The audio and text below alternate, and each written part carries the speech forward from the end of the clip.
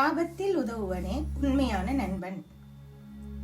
ஒரு காட்டு வழியாக 2 வழிப்போக்கர்கள் நடந்து சென்றார்கள். இருவரும் நல்ல நண்பர்கள். வெகு தூரம் சென்றதால் இருவருக்கும் மிகவும் களைப்பாக இருந்தது. இருவரும் சென்று ஒரு மரத்தடியின் கீழ் உறங்கிக் கொண்டனர். அப்போது அந்த வழியாக ஒரு சிங்கம் வந்தது. அது இருவரையும் கண்டு கொண்டது. நண்பர்கள் இருவரும் அந்த சிங்கத்தை கண்டனர். அந்த சிங்கம் பெரிய கர்ஜனையுடன் அவர்கள் இருவரையும் நோக்கி பாய்ந்து வந்தது. அதில் ஒருவன் தன் உயிரை காப்பாற்றிக் கொள்வதற்காக மரத்தின் மீது பாய்ந்து ஏறினான்.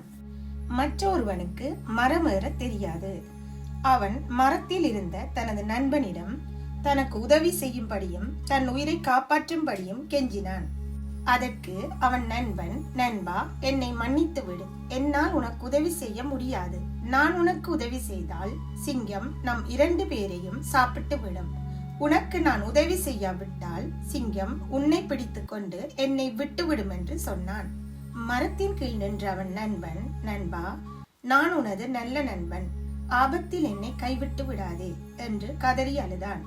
அதற்கு அவன் நண்பன், என்னை மன்னித்து விடு. என்னால் உனக்கு உதவி செய்ய முடியாது என்று சொன்னான். மரத்தின் கீழ் இருந்த அவன் நண்பன், இனி ஒன்றும் பயன் இல்லை. எனது நண்பன் எனக்கு உதவ மாட்டான். நானே என் உயிரை காப்பாற்றிக் கொள்ள வேண்டும் என்று நினைத்து வேகமாக ஓட ஆரம்பித்தான். சிங்கம் அவனை துரத்தியது. அவன் ஓடிக்கொண்டிருந்த போது வேடர்களால் வெட்டப்பட்டிருந்த ஒரு குழிக்குள் விழுந்தான். அந்த குழி மிகவும் ஆழமானதாக இருந்தது. சிங்கத்தால் அவனை ஒன்றும் செய்ய முடியவில்லை. குழிக்குள் விழுந்த அந்த வழிப்போக்கன் தன்னை விட்டு விடும்படி சிங்கத்திடம் கெஞ்சி மன்றாடினான். சிங்கம் அவனை ஒன்றும் செய்ய முடியாமல் குழியின் அருகே கோபத்துடன் கர்ச்சித்த வண்ணம் நடந்து கொண்டு இருந்தது.